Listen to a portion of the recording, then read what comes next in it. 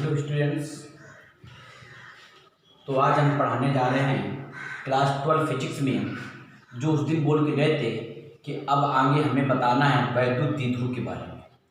तो आज हम आपको वैद्युत द्विध्रुव आघूर्ण और वैद्युत द्विध्रुव की दिशा और इसके आगे जहाँ तक हम बता सकते हैं वहाँ पर बताएंगे। इसको समझिए। देखो, यहाँ से तुम्हें बहुत अच्छे से समझना है वैद्युत द्विध्रुव। सबसे पहले हम बताने जा रहे हैं वैद्युत द्विध्रुव के बारे में। किसके बारे में? वैद्युत द्विध्रुव के बारे में। इसको इंग्लिश में इलेक्ट्रिक डाइपोल कहा जाता है। Electric dipole. डाई से याद आता है कि यहाँ कुछ दो से मतलब है। तो दो से मतलब ये है, इसमें ये कहा जाता है कि वैद्युत द्विध्रुव एक ऐसा अरेंजमेंट होता है, ये एक ऐसा सिस्टम होता है जिसमें दो आवेश होते हैं। क्या आवेश होते हैं? दो। और दोनों आवेश बराबर के हों और विपरीत हों। दोनों आवेश बराबर के हों, विपरीत हों और कुछ दूरी पर रखे हों, तो ऐसा अरेंजमेंट एक वैद्युत द्विध्रुव कहलाता है। ऐसा अरेंजमेंट एक वैद्युत द्विध्रुव कहलाता है। जैसे ये देखिए, यहाँ ये भी क्यू है, ये भी क्यू है। दो बराबर किंतु विपरीत आवेश, दो बराबर किंतु विपरीत आवेश कुछ दूरी पर रखे हों, तो ऐसे सिस्टम को या ऐसे निकाय को हम लोग वैद्युत द्विध्रुव कहते हैं। क्या कहते हैं? वैद्युत द्विध्रुव। तो हम कह सकते हैं वैद्युत द्विध्रुव वह निकाय है या वह सिस्टम है जिसमें दो बराबर और विपरीत आवेश अल्प दूरी पर, ये दूरी अल्प है, ये अल्प दूरी पर रखे होते हैं। इस दूरी को हम लोग 2l लिखते हैं। लिखने को चाहे जो कुछ लिख दो, उसमें कोई दिक्कत नहीं है। वैसे प्राय 2l लिखा जाता है और इस 2l को ही हम वैद्युत द्विध्रुव की लंबाई बोलते हैं। वैद्युत द्विध्रुव की लंबाई बोलते हैं। वैद्युत द्विध्रुव की लंबाई 2l कहलाती है। इसका मतलब ये हुआ कि अगर -2 माइक्रोकूलाम और उधर आप देखिए +2 माइक्रोकूलाम अगर कुछ दूरी पर रखे हुए हैं, तो इसका सीधा सा मतलब है यह एक वैद्युत द्विध्रुव बना रहे हैं। कहीं पर भी दो बराबर विपरीत आवेश कुछ दूरी पर रखे हों तो वैद्युत द्विध्रुव बनाते हैं। इसके बाद जैसे हमसे कहा गया वैद्युत द्विध्रुव बनाओ, तो हमने कहा ये आप एक वैद्युत द्विध्रुव बन गया। फिर यहाँ पर दूसरी परिभाषा वैद्युत द्विध्रुव आघूर्ण की आती है। वैद्युत द्विध्रुव आघूर्ण में ये कहा जाता है, वैद्युत द्विध्रुव आघूर्ण को प्रदर्शित P से करते हैं। कैसे करते हैं? P से। और इसका फार्मूला होता है Q × 2l। Q × 2l। यानी कि हम कह सकते हैं कि जो वैद्युत द्विध्रुव आघूर्ण है, किसी एक आवेश और बीच की अल्प दूरी के गुणनफल के बराबर होता है। मतलब यहाँ से कोई परिभाषा वैद्युत द्विध्रुव आघूर्ण की भी बनती है। वैद्युत द्विध्रुव आघूर्ण P बराबर 2ql होता है। 2ql होता है और यह एक सदिश राशि है। यह एक सदिश राशि है।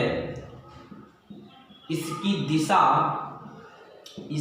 दिशा माइनस से प्लस की ओर होती है। माइनस से प्लस की ओर होती है, तभी ऋण आवेश से धन की ओर निर्दिष्ट होता है। ऋण से प्लस की ओर होती है। अगर विमा की बात करें तो इसका मात्रक कूलाम मीटर, क्यू कूलाम है और मीटर, तो मात्रक कूलाम मीटर। और विमा की बात करें तो विमा अगर बात करते हैं तो विमा निकल कर आती है ATL, मतलब 80 कूलाम की है और यह आपकी मीटर। तो ये दो सिंपल परिभाषाएं। सबसे पहले वैद्युत द्विध्रुव तो वैद्युत द्विध्रुव वह निकाय है जिसमें दो बराबर तथा विपरीत आवेश, दो बराबर विपरीत आवेश कुछ दूरी पर रखे हों, वैद्युत द्विध्रुव बनाते हैं। 2l ये दूरी होती है, बीच की दूरी, जिसको अल्प दूरी कहते हैं, इसको वैद्युत द्विध्रुव की लंबाई भी कहते हैं। इसके बाद सेकेंड परिभाषा वैद्युत द्विध्रुव आघूर्ण P बराबर Q/2l होता है। इसकी परिभाषा होती है वैद्युत द्विध्रुव आघूर्ण किसी एक आवेश, जो कि सूत्र से ही परिभाषा हम लोग बना रहे हैं, किसी एक आवेश और बीच की दूरी के अल्प दूरी के गुणनफल के बराबर होता है। यह एक सदिश राशि है, इसकी दिशा माइनस से प्लस की ओर होती है और मात्रक कूलम्ब मीटर और विमा APL होती है। तो वैद्युत द्विध्रुव और वैद्युत द्विध्रुव आघूर्ण ये आपके सामने है। इसके बाद यहाँ पर ये पूछा जाता है कि वैद्युत द्विध्रुव में कितने आवेश होते हैं। तो हम लोग सीधा सा जवाब देते हैं कि दो आवेश होते हैं और दोनों बराबर होते हैं और कुछ दूरी पर रखे होते हैं। कभी मुझसे कहा कि वैद्युत द्विध्रुव बनाओ तो तुरंत हम ऐसे कर देंगे, भैया ये बन गया वैद्युत द्विध्रुव। कभी भी पूछा जाए तो सिंपल है, वैद्युत द्विध्रुव कहा जाए बनाओ तो -q से +q/2l।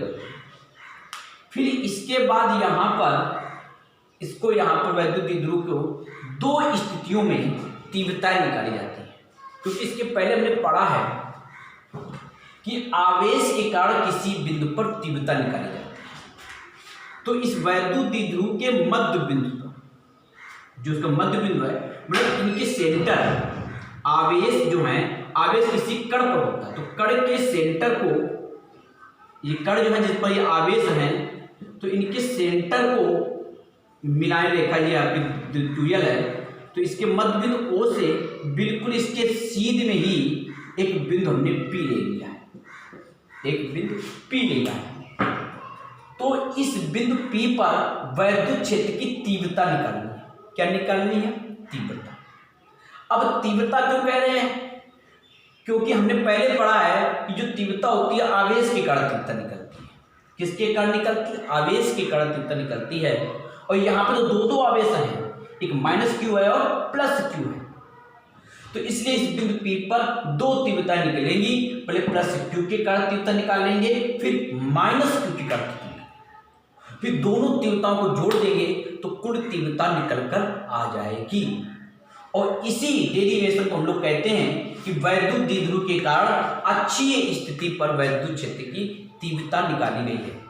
कि वैद्युत द्विध्रुव के कारण अक्षीय स्थिति पर वैद्युत क्षेत्र की तीव्रता, कठिन कुछ नहीं है, अक्षीय और निरक्षीय स्थिति पर तीव्रता निकाली, फिर अन्य बिंदु पर भी निकाली जाती है वैद्युत क्षेत्र की तीव्रता।